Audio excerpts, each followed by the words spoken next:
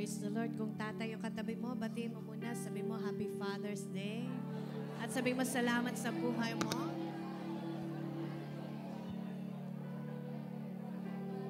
Happy Father's Day din sa aking tatay sa Pilipinas. At ang inyong mga tatay, amen. Ayun, nahanap kita. So, salamat po sa Diyos, sa buhay ni Pastor Don, Bishop Ted, at sa lahat ng ating mga leaders. Palakpakan natin ang ating mga primary 12, ang ating pastor and bishop. And next week, sabi mo sa katabi mo, huwag kang mawawala next week. Kasi next week po natin isa-celebrate yung ating Father's Day. Amen? So, mag-invite po kayo ng mga tatay para makiisa sa ating gawain. And before we come into this worship and Word of God, awitan muna natin isa pa si Lord to acknowledge His greatness and power into our lives. This holy forever.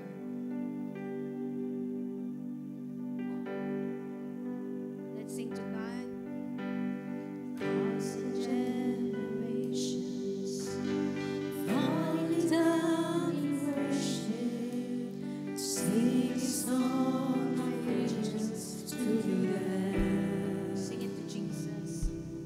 And all of God before us, and all who will believe, we sing the song of ages to the Lamb. Sing it with all your voice. Your name is the highest. Your name is the greatest. Your name stands above them all. Make it a prayer from your heart. All thrones and dominions, all powers and positions, your name stands above them all. And the angels cry, holy, all creations cries, holy. Shall we lift our hands before the Lord? You are lifted high, holy, holy forever. Praise God. If you've been forgiven, and if you've been redeemed, we sing the song of ages to the Lamb. And if you walk in freedom, and if you bear His name, we sing the song forever to the Lamb. Sing the song forever and amen. Just cry, holy, till creations cry, holy, you are lifted high, holy, holy forever. Hear your people sing, holy, to the King of Kings, holy, you will always be, holy, holy forever.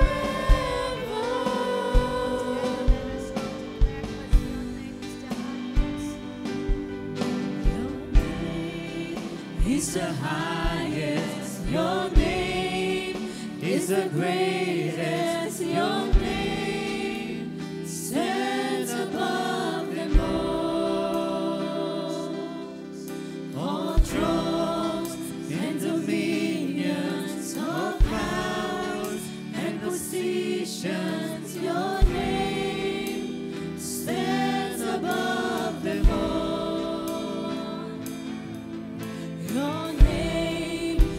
the highest. Your name is the greatest. Your name stands above them all. All thrones and dominions, all powers and positions. Your name stands above them all. Your name is the highest. Your name is the greatest. Your name stands above them all. All thrones and dominions, all powers and positions. Your name stands above them all. And the angels cry,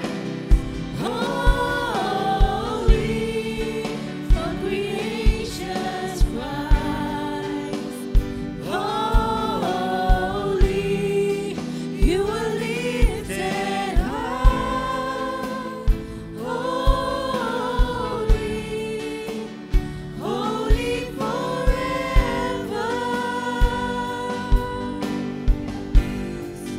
Hear your people sing, holy, to the King of Kings. Holy, you will always be. Holy, holy forever.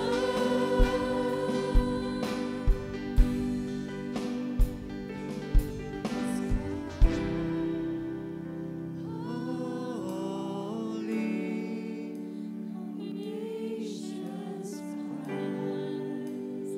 Holy, you are lifted high. Holy, holy forever. Your people sing, holy, to the King of Kings. Holy, you will always be. Holy, holy forever. You Will always be. Holy, holy forever. You will always be. Holy, holy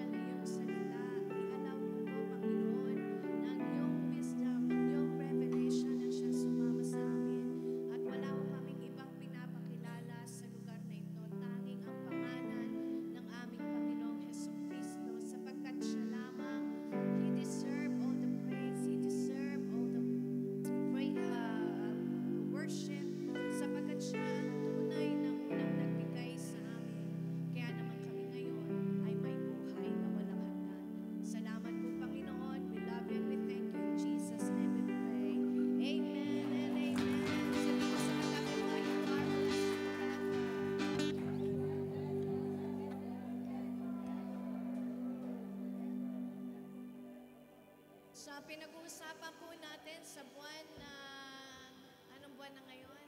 June, buwan ng pasukan sa Pilipinas. Tanong mo yung katabi mo, nag-tuition na ba yung anak mo? So ngayon na iba na ang pasukan. Naging July na yata o September. Pero parang ibabalik na naman. Nalilito na ang ating mga mag-aaral. Buti ikaw, graduate na. Sabi mo sa katabi mo, nakagraduate ka na. Praise God.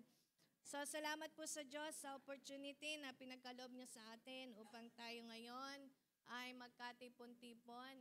Again, nabati mo na ba yung katabi mo? Hindi pa. Batiin mo ulit, sabihin mo, pinagpala ka ni Lord sa lahat ng pinagpala.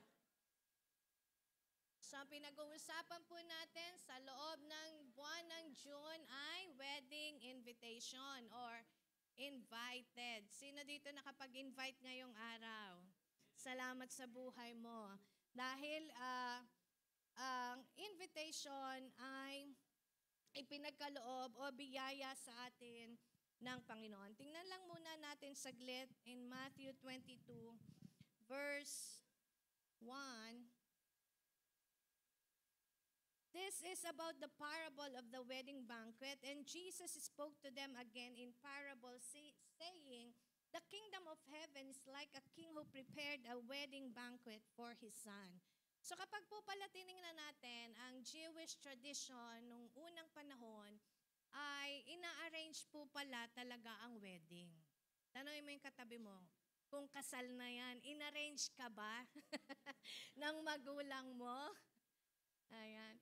Ako natutuwa lang ako dahil ho dun sa aming kumpanya, di ba mga Indiano, ay karamihan sa kanila ay sinasabing arrange wedding. Pero talagang nakakatuwa dahil inaamin nila na we are not just arranged, we are also in a love marriage ba ang tawag doon? Sabi sa katabi mo, love marriage. So kung dalaga pa yan, deklarahan mo muna. Kung binata pa yan, sabi mo inaayos ng Diyos ang para sa'yo. Pinapadala ng Lord ang tamang tao para sa'yo. Hindi ko sinabing maling tao yung mga may asawa na. Amen? Wala akong ganon. Pero sa isang tunay na nagmamahal sa Diyos, may nakaredy ang Lord. Sabi mo, huwag kang maiinip. Kita mo, pulang-pula yung katabi mo. Amen? Pulang-pula. So, yung pong ating verse, kung makikita nyo, inarrange niya yung isang malaking wedding para sa kanyang anak. At anong ginawa? Pinadala po niya ang kanyang servant sa lahat ng mga na-invite sa banquet para sabihin na, tara na. Paano po ba tayo nag-i-invite pag pupunta sa church? Let's go. O minsan nahihiya tayo no, pagka papunta sa church. Pero alam niyo po, isa sa pinakang-disenyo ng Diyos sa buhay ng tao ay ang ikaw ay mabilong sa isang church. Naano niyo ba yung ating devotion noong nakaraang araw?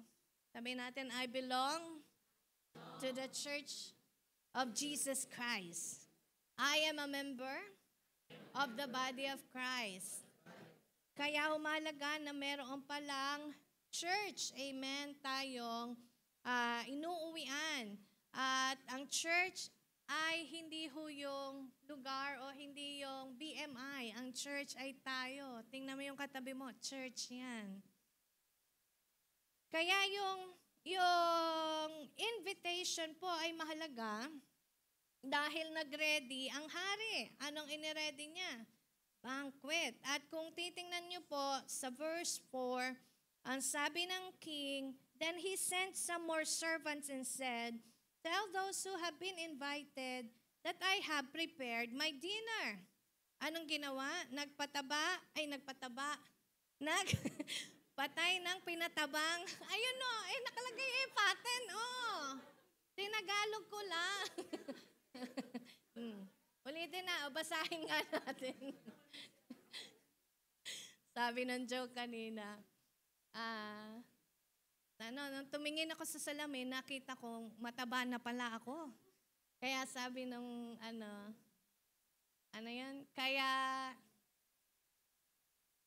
kaya magmula ngayon, Hindi na ako titingin sa salamin. Okay? Pinakamadaling solusyon. Okay? Basahin natin. 1, 2, 3. Then he sent Some more servants and said, "Tell those who have been invited that I have prepared my dinner. My oxen and fattened cattle have been butchered, and everything is ready. Come to the wedding banquet." So, kita mo, pag kasi sinabi po, nung unang panahon, yung oxen, isa sa pinakamahal itong meat. Ngayon, dati sa UAE, ang isdang salmon. Alam niyo ba yung salmon? Sino nakakain na ng salmon? Yung buong isda, hindi puro ulo. Nakaranas na pa. Sabi mo sa katabi mo pa, experience naman. Noong una po, ang salmon, yung mga ganyan, pinamimigay lang, pati mga pinagtabasan. Ngayon, na-discover nila, ang mga Pilipino, mahilig pala sa mga ulo at sa mga tabas-tabas. Pati po noon, yung chicken feet, ano yan? Adidas, ayan. Nike ang kilala, nila. Pero yung mga Pilipino, talagang, wala tayong patapon, amen. Pero dito po, sa kaharian, pag sinabing oxen, ay sila lang yung may kakayanan na makabili ng ganon. Parang yung katabi mo. Amen. Meron kang kakayanang bumili ng isang buong salmon. Mamaya, yun ang ulamin nyo ha. Isang ganon, pa-experience nyo. Masarap po siya, hindi yung... Pero para sa iba, mas masarap pa rin at malinamnam ang ulo. Ano? Katwiran na lang natin. At kapag sinabing fattened cattle, ay talaga pong inilalaan pala sa isang selebrasyon. Kaya yan, ay inilaan ng hari sa kanyang pagpapakasal ng kanyang anak. Subalit, ano pong nangyari? Pumunta na ang mga servant in verse 5, but they paid no attention and went off. So una po sa ituturo ng Lord sa atin ngayong umaga is the word of willingness. Sabihin natin, I am willing.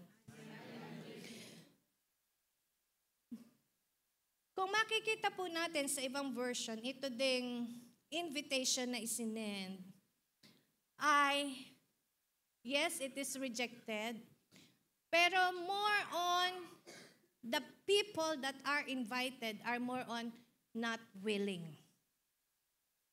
Hindi lamang kasi yung sa iba, di ba minsan kaya hindi ka nakaka-attend kasi may dahilan ka. Kasi may ginagawa kasi ako meron kasi akong labahin meron kasi akong part-time. Di ba may dahilan? Pero ito pong mga in-invite na ito at all, wala silang dahilan. At kaya lamang, hindi sila pumunta o sumagot sa invitation is because they are not willing. Ayaw nila. Alam niyo ba, isa sa pinakamahirap ayain ay yung ayaw talaga. Mahirap ayain yung taong ayaw talagang sumama kaysa sa taong may dahilan kaya hindi makakasama. Tama po ba? Yung minsan, pag may dahilan na ipopospone pa nila yung dahilan, ay sige.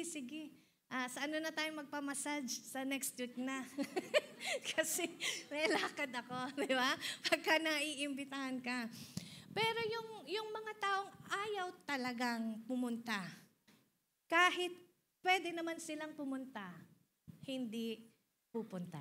Amen. Kasi ayaw lang talaga. Sabi mo sa katabi mo, salamat, andito ka ngayon. Kaya famous po sa ating mga Pilipino, yung word na pag gusto, may paraan, pag ayaw. Pero dito po sa verse na ito, ayaw lang talagang pumunta ng mga na-invite.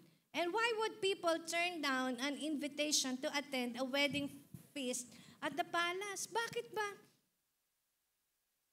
Umamin kayo, pag kayo na-imbitahan ni Sheikh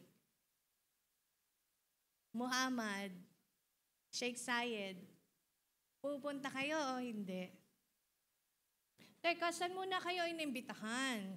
Saglit, ano yung invitation? Titingnan mo muna, baka mamaya ibang invitation pala yon. Amen? Pero kung yan ay celebration, ako nga hindi ko na makilala yung nag-invite sa akin eh. Napasabit lang ako, pumunta ako eh. Kasi narinig ko lang, kasalan. Kasalan ng mga prinsesa, kasalan ng prinsesa dito sa UAE. Alam niyo po ba yung damit kong isinuot ko noon hanggang ngayon ay itinabi ko para nasa Pilipinas. Treasure ko yun. Amen?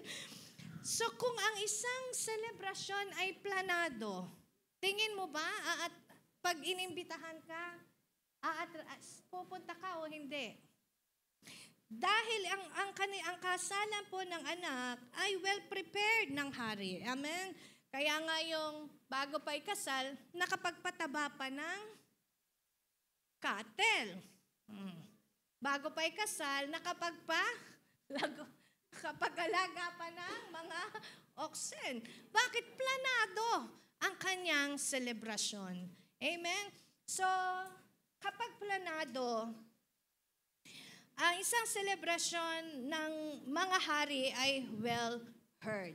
So, nabigyan din ng advance notice yung mga in-invite. At it is for the king's son, para sa anak ng hari. Kaya, in short, ang tawag ay, it's a royal wedding. Yan. Sino sasama sa akin? Saan? Saan po kayo pupunta? Amen.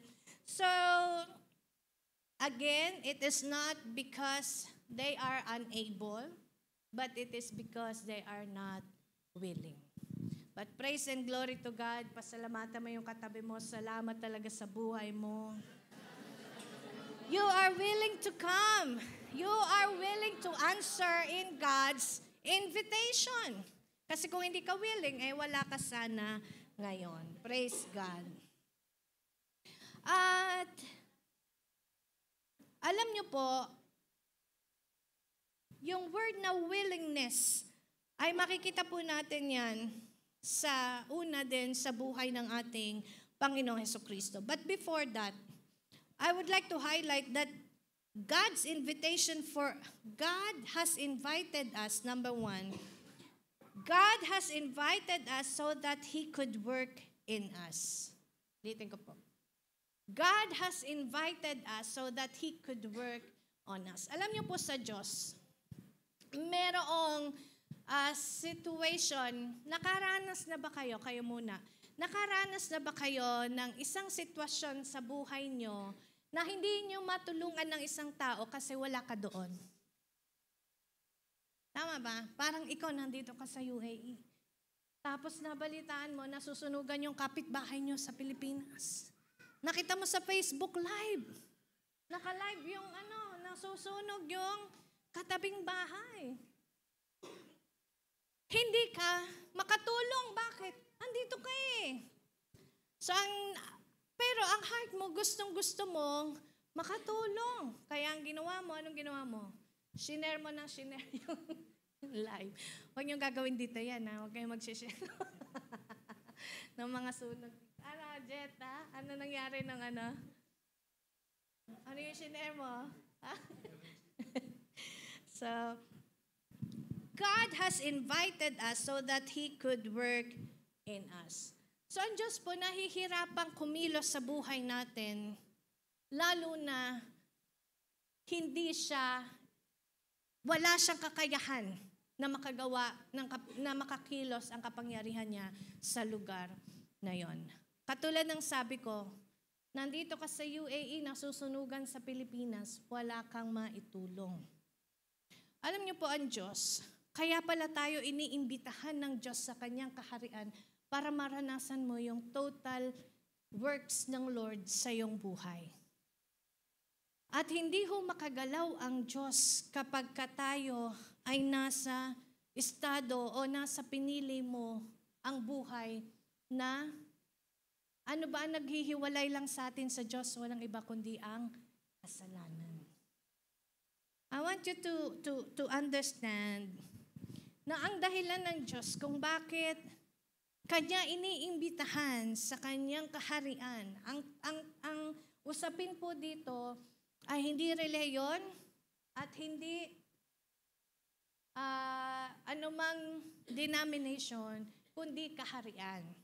At tayo ay iniimbitahan ng Diyos sa Kanyang kaharian upang siya ay makapag-work sa ating buhay. Tingnan po natin ang Philippians 2:13. Philippians 2:13. Okay, 1, 2, 3. For it is God who works in you to will and to act according to His good purpose. Ulitin po natin. 1, 2, 3.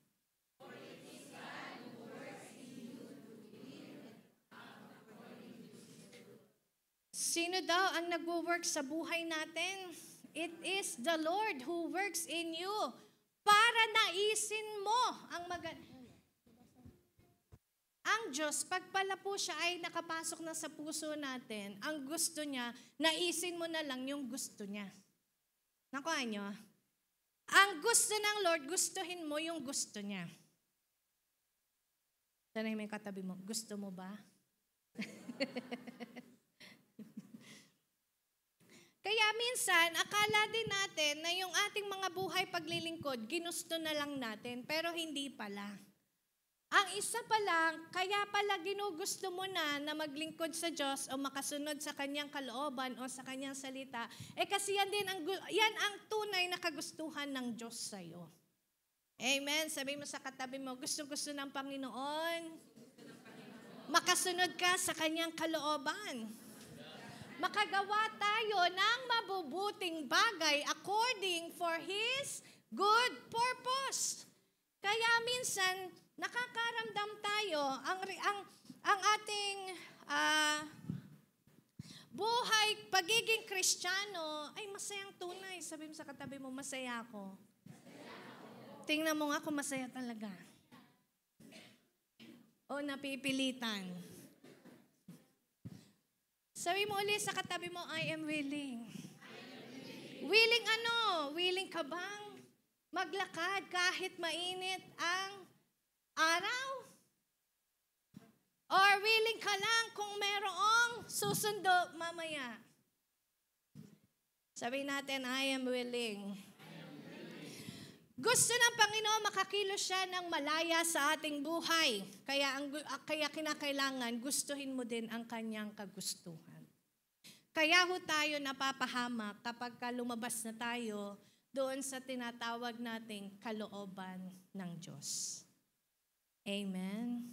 When we are out of His will, tapos minsan ang prayer pa natin, ano yan? Lord, pwede bang ito na lang? Wag na lang yan, Lord, kasi mahirap. Pero pag po, tunay tayong inimbitahan ng Diyos, ang gusto niya, hindi ka lamang gumawa ng mabuti, kundi, si Lord magwo-work sa buhay mo para gustuhin mo din yung mabubuti at magagandang bagay na ibinigay ng Diyos sa'yo. Praise God. At kaya mo pala magagawa o malalaman ang kalooban ng Diyos is because of the Holy Spirit in your life. Sabi mo sa katabi mo, you are filled with the Holy Spirit. Kaya unti-unti mo ring tinatanggal sa buhay mo o hindi mo na ginugusto yung mga bagay na hindi ayon sa kalooban ng Diyos. Kaya minsan, nagtatalo, naglalaban na. Nararanasan nyo ba may nagtatalo sa kalooban mo? Kasi gusto mong bumait. Saglit, teka lang. Ang bilis nyo naman. Diba? Kita nyo, ang bilis nyo sumagot. Alam nyo. Noon yun. Sabi mo, noon yun. Gustong-gusto kong bumait. At ngayon ay aking nagagawa sa kalakasan ng banal na santong Espiritu. Kaya sabi mo sa katabi mo, tingnan mo, ang bait-bait mo na. Praise God. At ang kalooban palagi ng Lord ay mabuti. Sabihin natin, mabuti.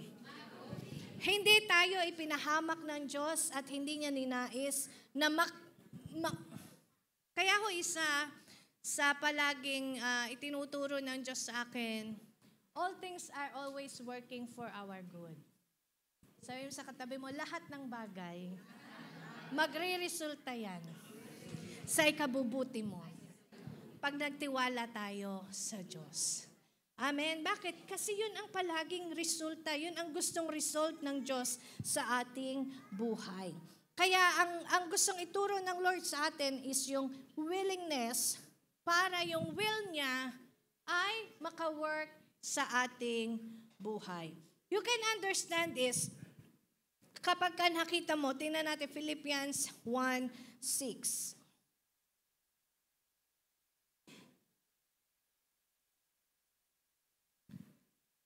Okay, basahin natin. 1, 2, 3. Being confident of this, that he who began a good work in you will carry it on to completion until the day of Christ Kita Jesus. niyo yan? Ang sabi ng Diyos, kailangan maging confident ka. Be confident of this. Kung sino daw ang nagsimula ng good work sa buhay mo, ay dadalhin o tatapusin niya ito, He will carry it unto completion until the day of Christ Jesus. Kaya pala, dapat ang nakikita mo ngayon bilang isa kang anak ng Diyos ay yung good works na ginagawa ng Diyos or yung goodwill ng Lord na dadalhin mo hanggang sa pagdating ng ating Panginoong Hesukristo. Philippians 2:13 in Amplified Version nga, anak.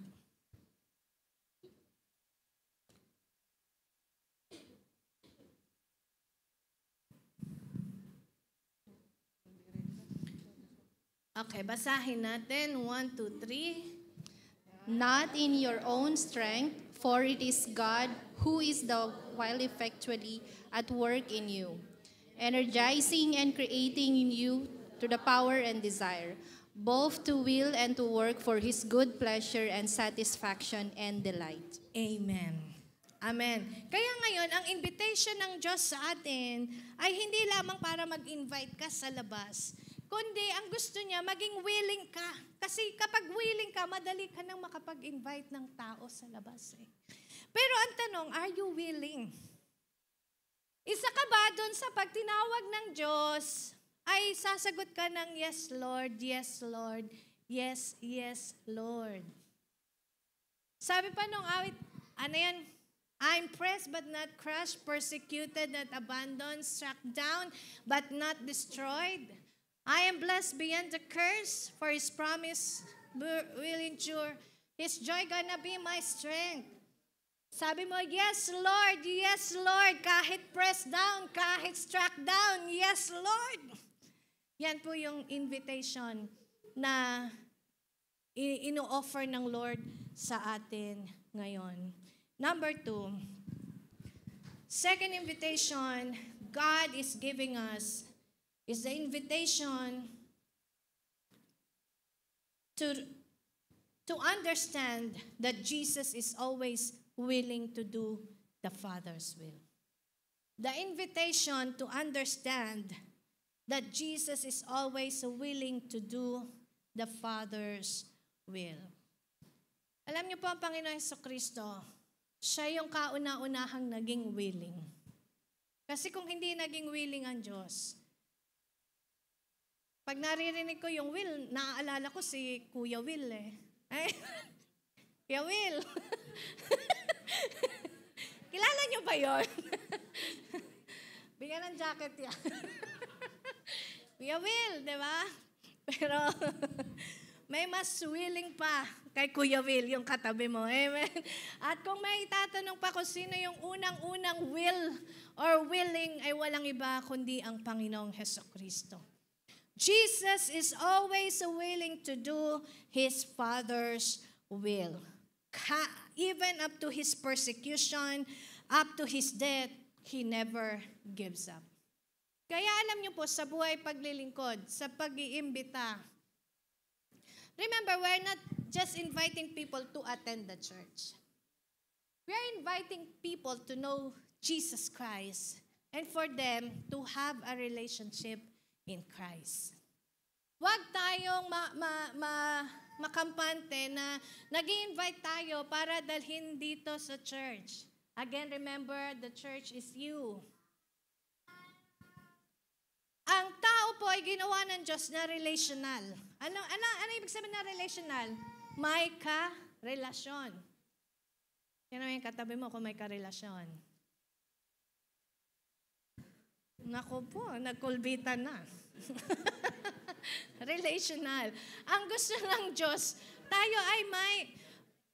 Bakit pwede naman maraming klase ng relasyon, di ba? Ama at anak, di ba relasyon yon? Yung mag-asawa, relasyon. Magkaibigan. Magkapatid. Ano na? Ano? Boyfriend and girlfriend? So, ang Panginoong Hesukristo po ang kauna-unahan na palaging willing na gawin ang kalooban ng Diyos. At yan po ang gusto niyang ipa-remind sa atin that when we are inviting people to come into the wedding banquet, it's not for them just only to attend yung celebration, but to make sure or to ensure na magkakaroon ng changes sa kanilang buhay. Sabi mo sa katabi mo, salamat na invite mo ako. Hindi nga. Yung iba sabi mo, wala na yung nag-invite sa akin. So sometimes,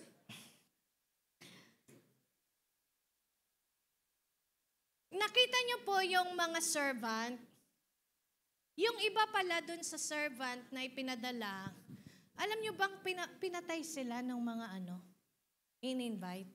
Sabi mo sa katabi mo, huwag ka mag-give up. Yung iba, hindi lang uma-attend, nag-give up ka na.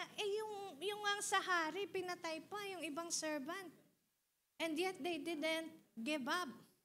Sabihin natin, I will never give up. And sometimes, even up to the persecution ng ating pananampalataya, hindi dapat tayo mag-give up. Minsan, ang nakakalungkot lang, minsan ang persecutor natin, hindi nasa labas, kundi nasa loob din.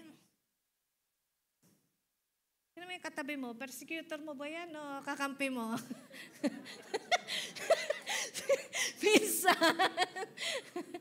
So sometimes, and most worst case, alam nyo kung nasa ng persecutor o kung sino. Minsan, ikaw mismo, pinipersecute mo mismo ang sarili mo. Sabi mo sa katabi mo, never again. Kaya ho tayo minsan nahihirapan na makapaglingkod sa Panginoon o maibigay ang total 100% ng willingness natin sa Panginoon ay dahil sa mga persecution na nagpapa-stop sa atin. Sometimes it's inside the church, sometimes it's even your family, and minsan talaga ay ikaw mismo. Ikaw mismo, pinapersecute mo yung sarili mo, but never again. Sabi mo, hawakan mo yung, tapikin mo muna yung sarili mo. Hoy! Hey! Amen. Sabi mo, I am your encourager. I am your inspiration. We will never give up. Kasi nga minsan, palagi nating nakikita, nag-i-invite pa lang, nag-i-give up na. Amen. Sabi sa katabi mo, huwag kang gi-give up. Hanggang hindi ka pinapatay. Meron po talagang chances na sometimes, ino-offer mo na yung maganda. Di ba nakakaiyak ino-offer mo na yung the best. Ino-offer mo ang Panginoon Jesucristo dahil alam mong may magandang mangyayari sa buhay niya. Pero kahit na anong offer natin, ay meron pa rin, hindi lang dahil hindi available, kundi they are not willing. But then, sabi mo sa katabi mo, huwag ka mag-give up. Katulad ni David, ang dami niya mga ginawang kamanghamanghang bagay. But then, dumating siya dun sa situation ng buhay niya. Ang ginagawa niya ay according to God's instruction. Ang ginagawa niya ay according to sa sinasabi ng Diyos, sa sinasabi ng propeta. Pero dumating ang isang panahon na kahit na ang ginawa niya ay para sa ikabubuti ng marami, it seems wrong unto the eyes of His people. Kaya nga, ano yun, di ba na-topic natin ito? Tumakbo siya sa loob ng kuweba and he encouraged himself in the presence of God. Sabi mo sa katabi mo, kung may nagpe-persecute sa'yo, encourage yourself in the presence of God. Amen? Wala naman na po tayo ditong mapagtataguan o mapagkukublihan, kundi yung nag-iisang tanggulan ng buhay natin. Amen? Kumanta pa kayo. Ano yan? Tagapagtanggol. Ay, si Tanggol. So, kaya po, sa halip na tayo ay, minsan, ma-discourage ka talaga. Sabi sa katabi mo, kung napapagod ka minsan, pwedeng magpahinga, wag lang mawawala. Wag lang tayong aalis sa presensya ng Diyos kasi lalo tayong mapapagod, lalong mauubos yung enerhiya mo sapagkat ang buhay ay galing sa Panginoon. Kaya po sa lahat ng leaders ng church, I thank God for your life. Just always remember, sa lahat na nandito ngayon, salamat po sa inyong mga buhay. Thank you sa inyong mga prayers sa amin palagi. Thank you for your life, sa inyong mga faith na nag-grow. Na, alam nyo ba na pag ang kaligayahan po namin ay hindi yung hindi lang yung makita kang pinayaman ng Diyos. Kasi normal sa'yo yan. Sabi mo sa katabi mo, normal sa'yong payamanin ka ng Lord. Magiging normal mong buhay yan. Na pinagpala ka, magiging normal mong life yan. Na you are exalted or you are being promoted by God. Pero isa po sa nakakatuwa at nakaka-bless sa aming buhay paglilingkod ay walang iba kundi ang makita kang nag-grow din sa iyong pananampalataya at nagpapagamit ka, you are willing nang hindi napipilitan at hindi kaya willing dahil may reward. Di ba may ganyan mga bata? Okay nga, gusto mo na sige, ka muna bago ka sumunod, para mapasunod. Ay, may reward. Sino dito gano'n nung mga sabi ng nanay mo, nagpapabunot ng, ng uban. Bago ka magbunot, magkano? Nung panahon niyo, benching ko. yung nanay ko sa kilikili naman. Buti ngayon, may mga, mga gadgets na. Mga epilator ba yon? So, wala nang tiyaning-tiyani. So, noon, may presyo yon. Pero kaya tayo naglilingkod, sabihin natin, kaya tayo naglilingkod because I am willing. Amen. At ang ating model o ang ating example dyan ay walang iba sa ating buhay paglilingkod kundi ang Panginoong Jesus. Maging matatag po tayong lahat. Amen. Let's see 1 Peter 5, 1-4. 1 Peter 5, 1-4.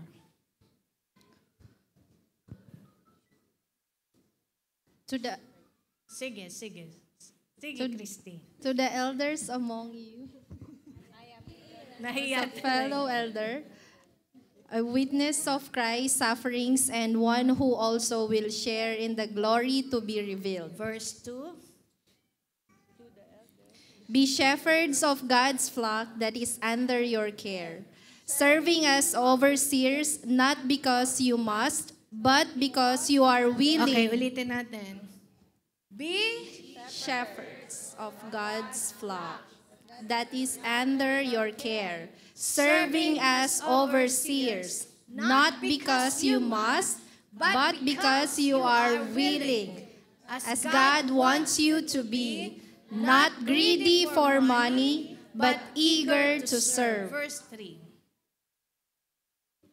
not lording it over those entrusted to you, but being examples to the flock. And verse 4. And when the chief shepherd appears, you will receive the crown of glory that will never fade away. Kaya alam niyo po, mahalaga na willing ka na maglingkod sa Diyos. Amen? Not because you must, but because you are willing. Sabi natin, ang bago kong pangalan, is, joke lang yan. Sabi natin, I am willing. So, kailangan po maging willing po tayo.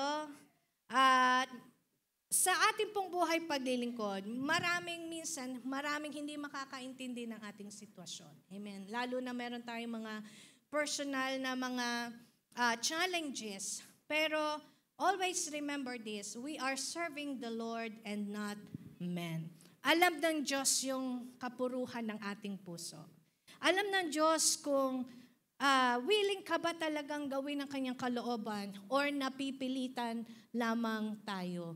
And in God's willingness to work in your life, I always acknowledge the power of the Holy Spirit. We may lack sometimes motivation and encouragement, but the Word of God is always ready. Alam niyo ba yun? Na minsan, ang dami mong challenges sa trabaho, sa pamilya, pero yung Word of God na lang ang nananatiling encouragement mo. Amen? Kasi it will always encourage us. Yung Word of God is always ready, always in season, always available, always reachable, it's always alive and always ready to strengthen you and to inspire you. And God knows what you need. Kaya nga, sa sitwasyon ko po sa opisina, palagi kong pinapasama sa inyong panalangin, na-challenge yung pagiging Kristiyano natin. Yun yung isa sa pinakamahirap na situation ng buhay natin ngayon. Yung ma-challenge yung pagiging Kristiyano mo. Yung mako-compromise, yung pagtuturo ng Word of God, at lalo tigit makompromise yung pagsunod mo sa salita ng Diyos. But the more that maybe the devil is trying to press and crush us down. But again, the Word of God says, God will never let you down. Ano yung sabi nung binasa natin kanina? Balikan lang natin saglit. Yes, Caleb.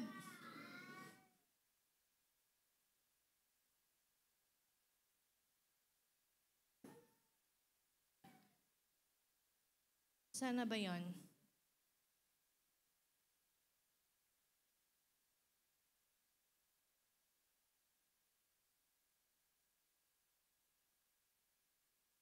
Okay, sabi ng 2 Corinthians 4:7. Tingnan natin sa verse 7. Babasahin ko po ang New King James Version. But we have this treasure in earthen vessel, that the excellence of the power may be of God and not of us. We are hard pressed on every side, yet not crushed. Amen. Minsan, ipe-press down ka talaga, but you will never be crushed. We are perplexed, but we are not in despair. Tingnan mo yung katabi mo. Hindi yan nadi-despair. Praise God. We are being persecuted, but you are not forsaken. You are not abandoned by God. Struck down, but not destroyed. Why? Always carrying about in the body the dying of the Lord Jesus, that the life of Jesus also may be manifested in our body. For we who live are always delivered to death to Jesus' sake, that the life of Jesus also may be manifested in our mortal body. Always remember na sa ating pong paglilingkod ay hindi tayo iiwanan ng Panginoon. The more that we are being pressed, gumagawa po kasi ako ng celery juice. Yung celery juice. Pero wala pagbabago. Huwag na kayong tumingin, okay? Celery juice with matching, cucumber, at saka luya. Talagang favorite ko na sila. Kina-crush down ko silang mabuti. You know why? Para lumabas yung pinakangkatas nila, yung pinaka-juice, pinaka-vitamins. At sa tuwing gumagawa ko noon, nakikita ko na, di ba nahihiwalay yung hindi mo kailangan. Tapos, nafi-filter yung makakabuti lang sa'yo. So, kanina, sabi ko, the more that we are being pressed down, the more na nahihiwalay pala yung mga bagay na hindi mo kailangan sa buhay mo. At the more na lumalabas yung kakailanganin mo lang o yung makakabuti sa'yo.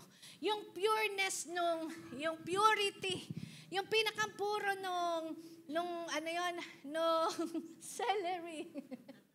Yung katas na kailangan mo, yun ang makukuha mo. Kaya kung tayo man ay dumadaan ng mga ganyan, the more na napipiga ka, the more na lumalabas yung tunay na nasa loob mo, and the more na nare-refine ang puso mo. Again, remember, look unto the servants, pinatay pa yon yung iba. Pero praise God, buhay pa yung katabi mo. Amen. Sabi mo, buti na lang, buhay pa tayo. Amen. At iniingatan tayo ng Diyos. Minamahal tayo ng Panginoon. Binebless at pinalalakas ng Lord. Kaya sa kanyang invitation, kung tayo man ay tumugon tayo with willingness. And as we serve the Lord with gladness. Psalm 100 verses 1 to 5. Dito po tayo magtatapos sa 100 verses 1 to 5. Tayo po lahat tayo magsitayo.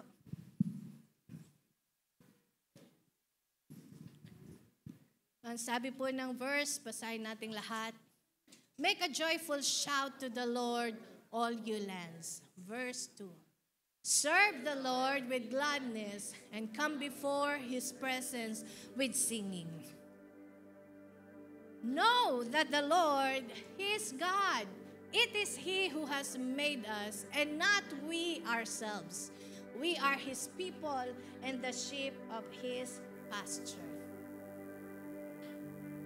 Enter into His gates with thanksgiving and into His courts with praise. Be thankful to Him and bless His name. And verse 5, for the Lord is good, His mercy is everlasting, and His truth endures to all generation. And remember, sabi ng John 12:26, if anyone serves me, he must follow me, and where I am, there will my servant be also. If anyone serves me, the Father will honor. And I just want to let you know, lahat po tayo ay may pagkatawag ang Diyos. Sabi mo sa katabi mo, ini-invite ka ng Panginoon. Hindi lamang sa church. Amen. Hindi lamang sa pag-attend ng mga ganitong gawain. Kundi to have a deeper relationship with Him. That God's invitation is relational. Kaya nga ang gusto niya, wedding eh. At the end of the day, lahat tayo ang gusto ng Panginoon ay may kasal sa Kanya. At yung Kanyang pagkatawag sa iyo, remember that the calling of the Lord is irrevocable. God chooses you to bring forth those good things that are in store for you dahil ikaw lamang ang makaka-perform ng divine na assignment na yan. Kaya ngayong hapon, I praise God na yung pagtugon mo ay hindi lamang pagtugon dahil sinama ka ng kaibigan mo or sinabi ng pamilya mo na umattend tayo. But I believe that the Holy Spirit is asking you and inviting you not just for you to come, but to be willing to serve God, to be willing to have relationship with our Lord Jesus Christ. God bless you po, and I invite Pastor Don.